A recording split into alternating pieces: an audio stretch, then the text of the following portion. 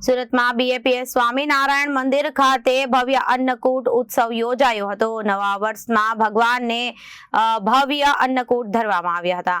અડાજણ વિસ્તારમાં સ્થિત સ્વામિનારાયણ મંદિર ખાતે મોટી સંખ્યામાં ભક્તો ઉમટ્યા હતા। 1300 થી વધુ અલગ અલગ વાનગીઓ અન્નકૂટમાં ધરવામાં આવી હતી।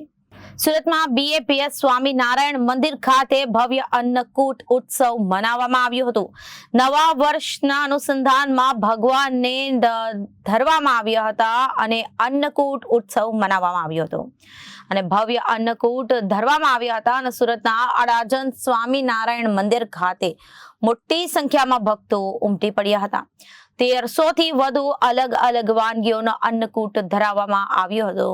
આ વર્ષે ભગવાન સૂર્યનારાયણની થીમમાં અન્નકૂટનો શણગાર કરાયો હતો।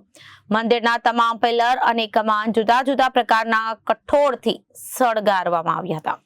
નવા વર્ષ નિમિત્તે ભગવાન સ્વામિનારાયણના આશીર્વાદ લીધા બાદ છેલ્લા 15 દિવસથી અન્નકૂટને લઈ મંદિરમાં ઉજવણી અને તૈયારીઓ કરવામાં આવી હતી અને દિવસ દરમિયાન 45,000 થી વધુ હરિભક્તો અન્નકૂટનો લાભ લીધો હતો। બીએપીએસ સ્વામિનારાયણ મંદિર અડાજણ સ્થિત અહીંયા અમે 52 સંતો રહીએ છીએ, જેમાં હું અહીંયા કોઠારી સંત તરીકે પરમ પૂજ્ય પ્રમુખ સ્વામી મહારાજની આજ્ઞાથી 1996 જ્યારે આ મંદિરની પ્રતિષ્ઠા થઈ ત્યારથી હું અહીંયા સેવા આપી રહ્યો છું।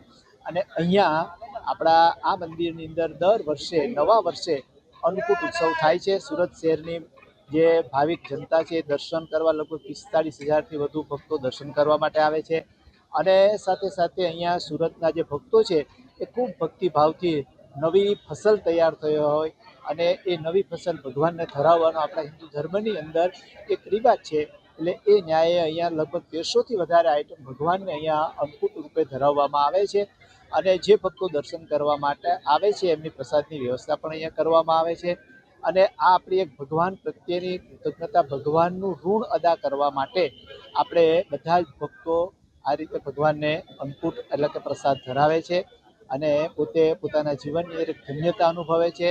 આજના દિવસે આ નવા વર્ષે આપણે બધા જ સુરત શહેરની જનતા માટે અને ભક્તો માટે પ્રાર્થના કરીએ છીએ કે એમના જીવનની અંદર ભગવાન એમને તને મને ધને સર્વ પ્રકારે સુખી રાખે, એમના પરિવારની અંદર પણ દરેક પ્રકારે સુખ શાંતિ રહે અને બધાને ભગવાન પ્રત્યેની ભક્તિ અને શ્રદ્ધા દિન પ્રત્યે વૃદ્ધિ પામે એવી પ્રાર્થના કરીએ છીએ। Reporter Arvind Rathod, Janadesh News, Surat.